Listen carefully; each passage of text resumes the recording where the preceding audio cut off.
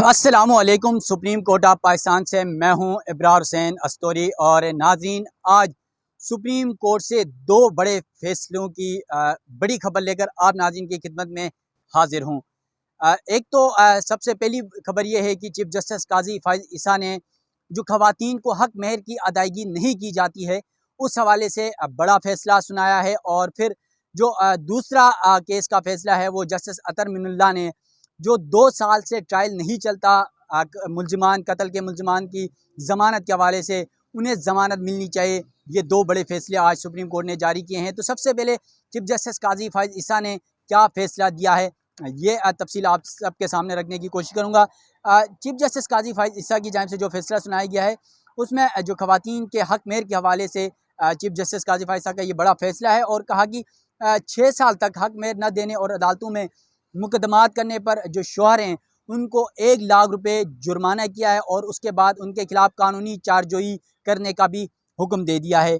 इसके अलावा chief justice काजी फाइज ईसा ने जो अपना ये फैसला है 3 सफ़ात पर मुश्तमिल उनका ये फैसला है और ये फैसला आज जारी हो गया है। इस फैसले के बाद बड़ी हलचल मची हुई है और हर तरफ इसी केस का तज़किरा भी किया जा रहा है। और चीफ जस्टिस काजी फाइज ईसा ने अपने फैसले में कहा है कि खातून जब भी तकाजा करे शोहर ने हक मेहर की अदायगी हर सूरत करना है क्योंकि वो हक मेहर की अदायगी का पाबंद है।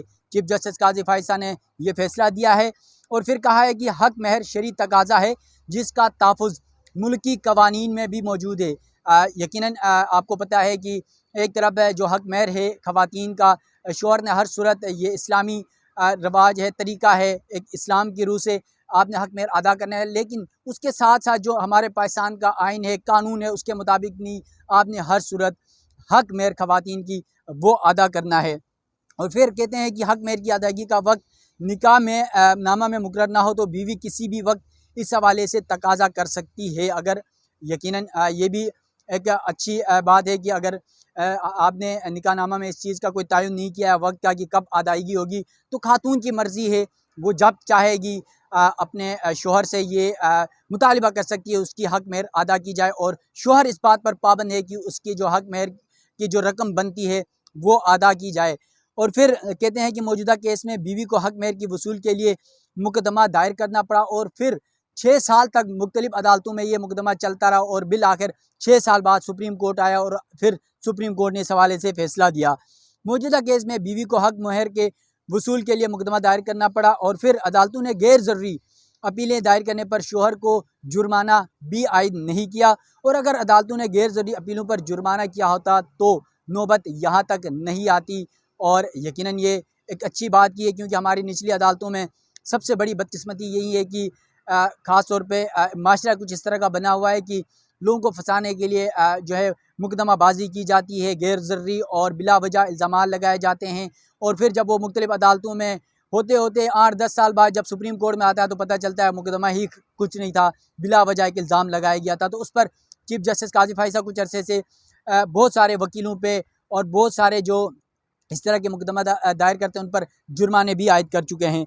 इसके अलावा अपने अदालत में जो फैसला है उसमें कहा कि गैर ज़रूरी अपीलें दायर करने की वजह से अदालती निज़ाम मफलूज होकर रह गया है और बिला वजह की मुकदमाबाजी ख़त्म करने के लिए अदालतों को जुर्माना आयद करने से नहीं हिचकिचाना चाहिए।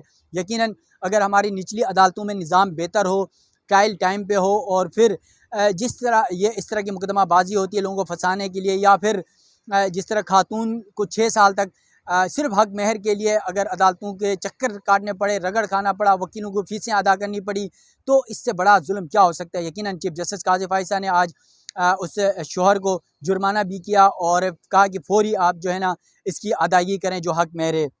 इसके अलावा सुप्रीम कोर्ट में जो खालिद परवेज़ नामी ये शख्स था और उनकी जो एहलिया थी समीना, उनको हक मेहर की जो अदायगी है वो फ़ौरी अदा करने का हुक्म देते हुए अपील जो है वो खारिज कर दी है। और पहले ही हाई कोर्ट ने भी खातून के हक़ में ये फ़ैसला दिया था और ये एक अरसे से मुकदमा चलता रहा और आज सुप्रीम कोर्ट ने चीफ जस्टिस काजी फाइज ईसा ने ये फ़ैसला सुनाया। अच्छा, अब ये तो यकीनन ख़वातीन के लिए बहुत एक अच्छी खबर है और यकीनन हमारे माशरे में इस तरह के बहुत सारे मुकदमात, बहुत सारे केसेस और कई ख़वातीन तो सिर्फ इस मेहर के चक्कर में जो है ना कई अरसे तक जुल्म और जबर का जो तसल्लुत है वो सह रही होती हैं। कम से कम इस तरह की मुकदमाबाजी जब ख़त्म होगी तो इससे भी बचा जा सकेगा।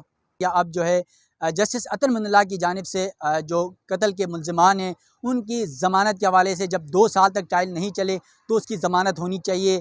और ये बड़ा फ़ैसला जस्टिस अतर मुल्ला की जानिब से जारी किया गया है।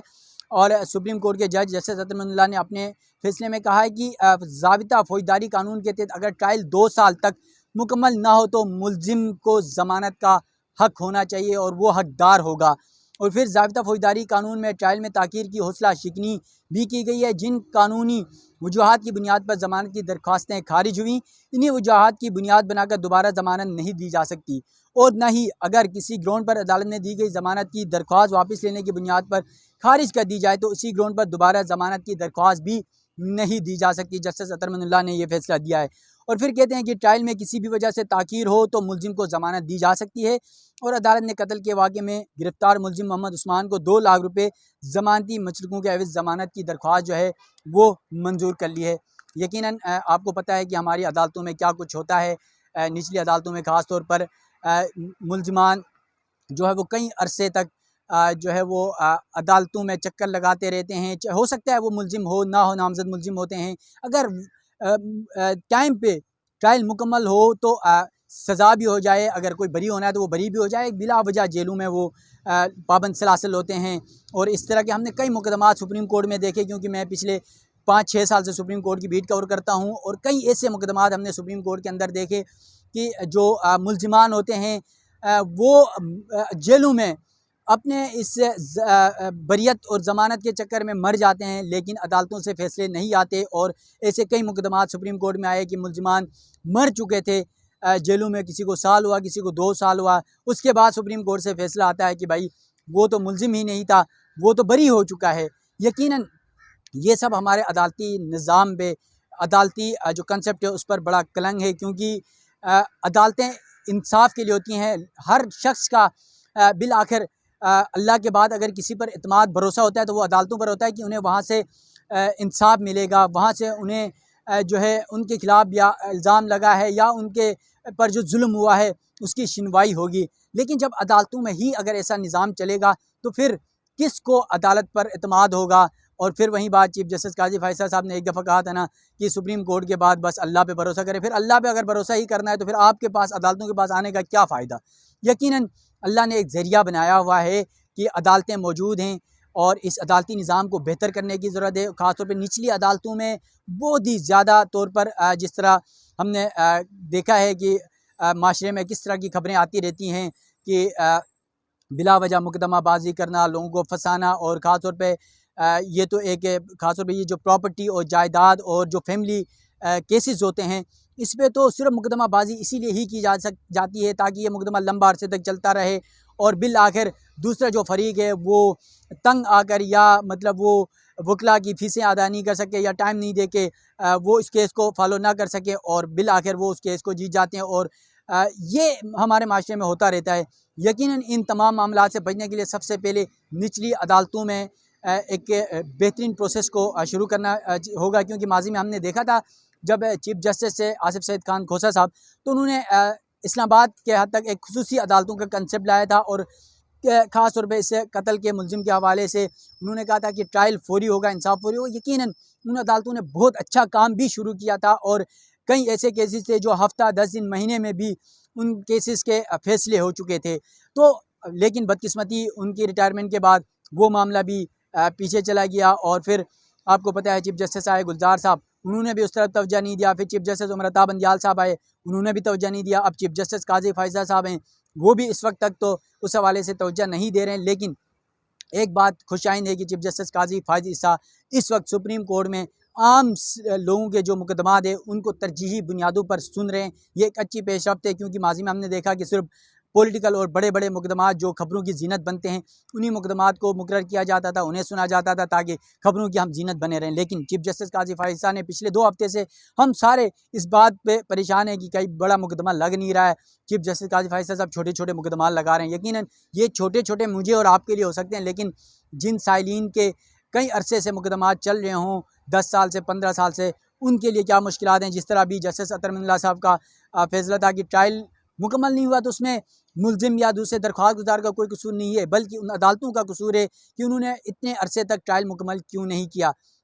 यकीनन ये आज दो बड़े फैसले आप नाज़रीन की खिदमत में मैंने रख दिया है। सुप्रीम कोर्ट में या मुल्क की जो अदालतें हैं यहाँ पर क्या कुछ होता रहा है, क्या कुछ होता है, उस हवाले से मज़ीद जो डेवलपमेंट होगी आप नाज़रीन को आगाह करता रहूँगा। अपने मेज़बान इब्रार हुसैन अस्तूरी को दीजिएगा इजाज़त। अल्लाह हाफ़िज़।